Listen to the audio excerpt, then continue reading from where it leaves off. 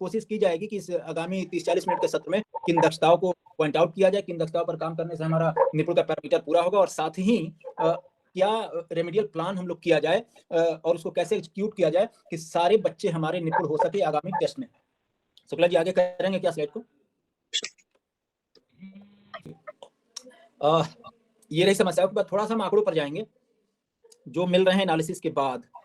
आप देख सकते हो एजेंट मास्टरी और निपुण प्लस ऐप टीचर्स ने जो असेसमेंट किया है अक्टूबर 2025 में, आंकड़े क्या कहते हैं भाई? हमने जो भी प्रयास किया वो सामने आता है आंकड़ों के रूप में। अगर ओवरऑल देखें तो 1 से 3 62,742 बच्चों का क्या हुआ असेसमेंट किया टीचर्स ने, जिसमें सक्षम छात्र मिले हमको 32,377। सबसे ज्यादा सक्षम छात्र हमें मिले हैं 62% मोहम्मदाबाद में, उसके बाद सदर में और उसके बाद बाराचौर में। ये शिक्षकों का असेसमेंट था। टोटल 52% सक्षम बच्चे मिले। अब जरा से ये स्लाइड देखें, जो आप लोगों ने बात कही थी उसी की बात हो रही है। जो ग्रीन रेटेड है वो तो ठीक है, बढ़िया उसमें परफॉर्मेंस दे रहा है। जैसे चित्र घटना वस्तु के बारे में अपने घर की भाषा में 2-3 वाक्य में बच्चे बता ले रहे हैं। 96-97% बच्चे आपके बढ़िया आंसर दे रहे हैं, ठीक है। सरल शब्द पढ़ना 2 से 3 वर्ण से, जैसा कि धीरेन्द्र भाई ने शुरू में ही बताया कि ब्लेंडिंग में दिक्कत हो रही है, 2 से 3 वर्ण अक्षरों के बने हुए शब्द आते हैं तो बच्चे उसको नहीं पढ़ पा रहे हैं, इसमें समस्या हो रही है। अब तक सिखाए गए वर्ण और अक्षर को पहचानना और उन्हें सुनकर लिखने में भी हमारे 33% बच्चों को समस्याओं का सामना करना पड़ रहा है। ये वो आंकड़े हैं जो आ रहे हैं कहां से? ऐप पर जो असेसमेंट हो रहा है उससे।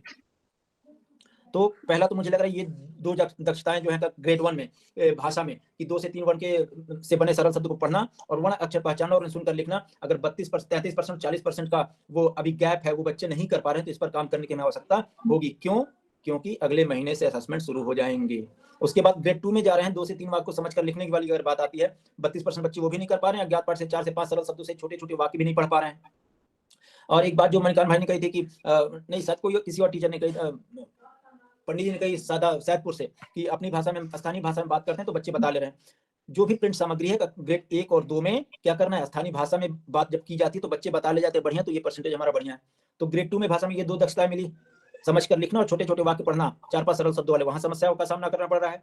उसके बाद अज्ञात पाठ जो 45 से 60 शब्द पढ़ने होते हैं और उससे जुड़े 4 प्रश्नों के उत्तर देने होते हैं, या फिर 1 से 2 वाक्य में व्याकरण की दृष्टि से क्या करना होता है, उन्हें बताना होता है, लिखना होता है, वहां समस्याओं का सामना करना पड़ रहा है। जहां बोलने की बात आती है, हाव भाव उतार चढ़ाव के साथ बताने की बात आती है, वहां काम हो जाता है। जरा सा गणित वाली स्लाइड दिखाएगा शुक्ला जी। गणित की बात करें, जैसा आपने कहा स्थानिक समझ दूर पास ऊपर नीचे कर ले रहे हैं, बट दाएं बाएं आगे पीछे वाले में समस्या हो रही है। यहाँ ये कहना पड़ेगा कि आपने जो असेसमेंट किया, जो आपने देखा है इन सुपरविजन के दौरान, वो एकदम सही समझ थी। मैक्सिमम जो बच्चे पिछड़ रहे हैं 23% बच्चे आपकी इसी में दिक्कत हो रही है उनको। उसके बाद 1 से 20 तक के संख्याओं की गिनती में भी समस्या हो रही है हमारे 15% बच्चों को। हालांकि निपुण के दृष्टिकोण से ये सही हो जाएगा, बट सारे प्रश्नों को सही करने की बात आएगी तो वहां इन बच्चों को समस्याओं का सामना करना होगा। हम बात करेंगे कक्षा में अध्ययनरत समस्त बच्चों के निपुण होने की, तब तो 80% बच्चे हमारे असेसमेंट निपुण होंगे। फिर ग्रेड 2 में संख्याओं की तुलना में समस्या हो रही है और पैटर्न में समस्या हो रही है। संख्याओं की तुलना वाली बात हम भूल गए थे, या बताते समय अगर आपको 10 मिनट का समय दिया जाता तो आप सब लोग मिलकर इस बात को भी लेते आते।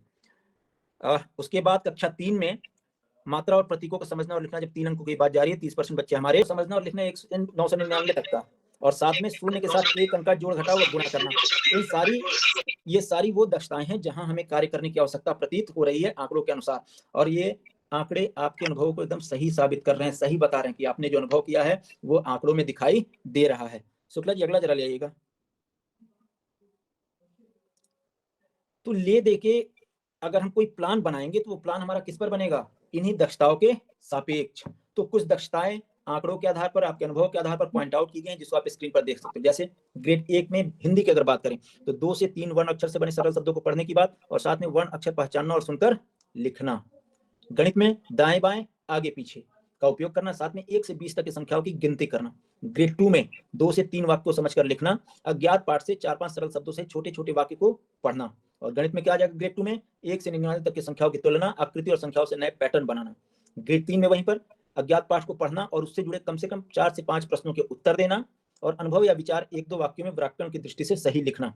ग्रेड 3 में अगर गणित की बात करें तो वही 3 अंक की संख्याओं की मात्रा, प्रतीकों को समझना और लिखना, और शून्य के साथ 1 अंक का जोड़ घटाव व गुणा करना। ये कक्षावार 4-4 दक्षताएं भाषा गणित को मिलाकर आंकड़ों के आधार पर भी आई हैं, जिन पर हमें कार्य करने की आवश्यकता है, और इसी पर कार्य करने के लिए हम शुरू करने जा रहे हैं इस माह एक अभियान, जिसे हम नाम देंगे दक्षता दोहराओ निपुण बनाओ अभियान। और इसी पूरे अभियान पर कैसे हम काम करेंगे उस पर चर्चा करने के लिए इस पूरी मीटिंग का आयोजन किया गया है।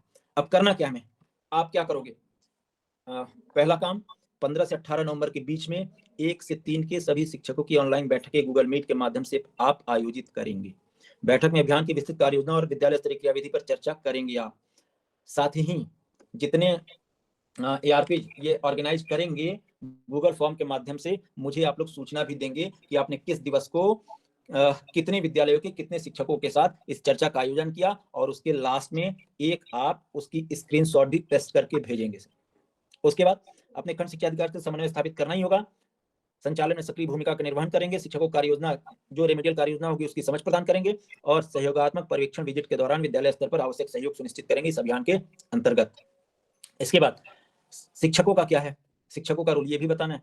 19 से 27 नवंबर तक अपने विद्यालय में अभियान की गतिविधियों का सुचारू रूप से क्रियान्वयन करेंगे, और इस दौरान आप जो भी कार्य करेंगे, जैसे मीटिंग आपने शुरू की, उसकी पूरी रिपोर्ट कब कब कितने शिक्षकों कितने विद्यालयों के साथ आपने साझा किया, किस माध्यम से किया, क्या क्या आपने बताया, उसके बाद निगरानी आपने कैसे करी, क्या मार्गदर्शन दिया और क्या प्रगति हुई, इस पूरे आकलन के दौरान ये सारी रिपोर्ट बनाकर आप अपने खंड शिक्षा अधिकारी को देंगे, जो वहां से कंपाइल होकर आएगी BSA office. Shukla ji next कीजिएगा। अब बात आएगी रणनीति, कैसे कार्य करना है। करना क्या होता है, पहला, अगर सावधिक आकलन चल रहा है, जैसे अभी एक ARP साथी ने कहा कि कहीं पर 18 चल रहा है, कहीं पर 19 चल रहा है, तो उतना ये मान के चला जा रहा है कि मैक्सिमम 80% से अधिक विद्यालयों में सावधिक आकलन वाला सप्ताह आने वाला है। अगर 18 भी चल रहा है तो इस हफ्ते 19 पूरा हो जाएगा। 19 तारीख से मुझे लग रहा है ये शुरू करना है। तो पहला करना क्या है, सभी बच्चों का आकलन करना है। कैसे, हर दिवस पर प्रदान किए गए कार्यपत्र का उपयोग करते हुए बेसलाइन मूल्यांकन करना है। कार्यपत्ति आप यहाँ देख सकते हैं। जैसे अब करना क्या होगा आपको, यहाँ पर जब आप वो करेंगे क्या गूगल मीट, तो इस कार्यपत्रक पर कैसे कार्य करना ये आपको शिक्षकों को समझाना होगा। समस्या यही हो रही है, कार्यपत्रक को देखते हैं संदर्शिकाओं से काम भी कर रहे हैं ना, तो कार्यपत्रकों को छोड़ के आगे बढ़ जाते हैं। बहुत कम विद्यालयों पर ये वास्तव में प्रयोग में आ रही हैं। तो बेसलाइन मूल्यांकन कैसे करना, उसका डेटा कैसे बनाना, इस पर आपको उनके साथ बात करनी होगी। और ये कैसे हो जाएगा, आप एक बार आकलन कार्यपत्रक खोल के देख लेंगे, आपको क्लियर हो जाएगा, सारे निर्देश उसमें दिए हुए होते हैं। नेक्स्ट प्लीज शुक्ला जी। उसके बाद आकलन के बाद क्या करेंगे, समूह बनाना होता है, समूह A और B। A और B की बात हमेशा की जाती है।